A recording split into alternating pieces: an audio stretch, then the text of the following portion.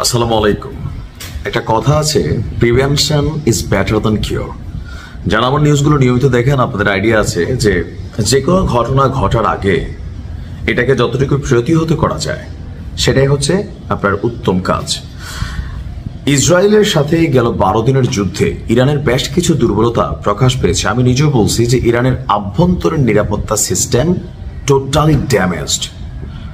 ইসরায়েলের গোয়েন্দা সংস্থাগুলোর যে অ্যাক্টিভিটিস সর্বশেষ দিকে আমরা পাইছি ভালো, বাট প্রথম যে অভিযানটা চলছে ইসরায়েলের প্রকাশিত ভিডিওতে দেখা গেছে যে মোসাদের সদস্যরা এই গুরুত্বপূর্ণ জায়গাগুলোতে প্রবেশ করেছে।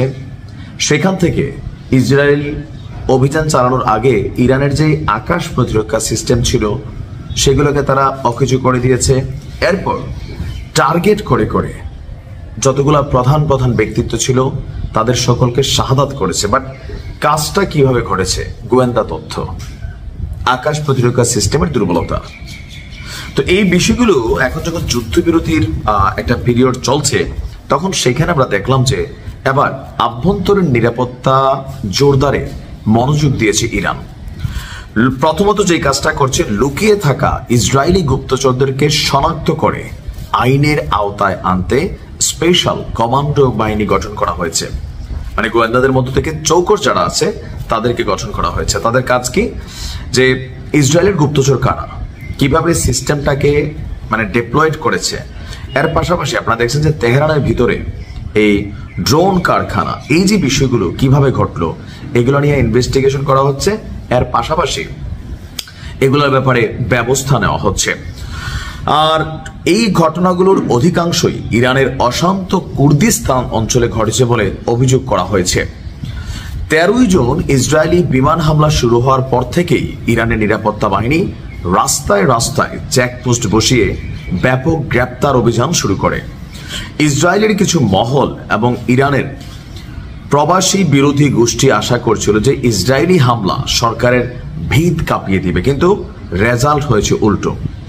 এখন পর্যন্ত সরকার বিরোধী কোনো আন্দোলন দেখা যায়নি, তবে নিরাপত্তার হুমকি এটা আছে।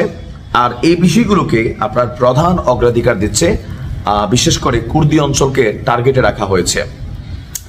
ইসরায়েলি গুপ্তচররা জাতিগত বিচ্ছিন্নতাবাদী এবং নির্বাসিত বিরোধী সংগঠনগুলোকে আপনার ফান্ডিং করছে, তাদের মাধ্যমে বড় বড় ঘটনা ঘটানোরও চেষ্টা করছে।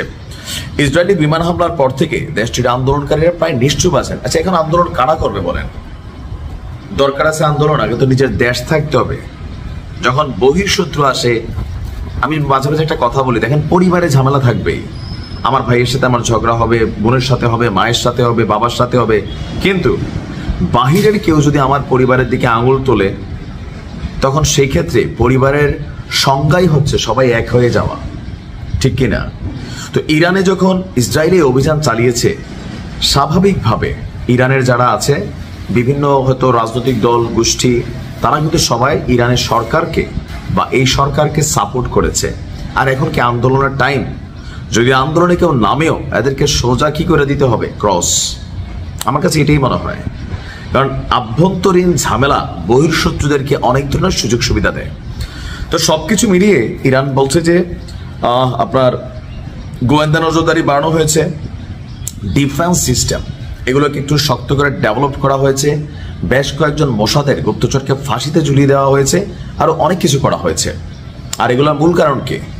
মূল কারণ হচ্ছে যেন পরবর্তী সময় যে কোনো হামলা অভিযান আসলে প্রতিহত করা যায়। খুবই পারফেক্ট আমার কাছে মনে হয়েছে। ভালো থাকুন।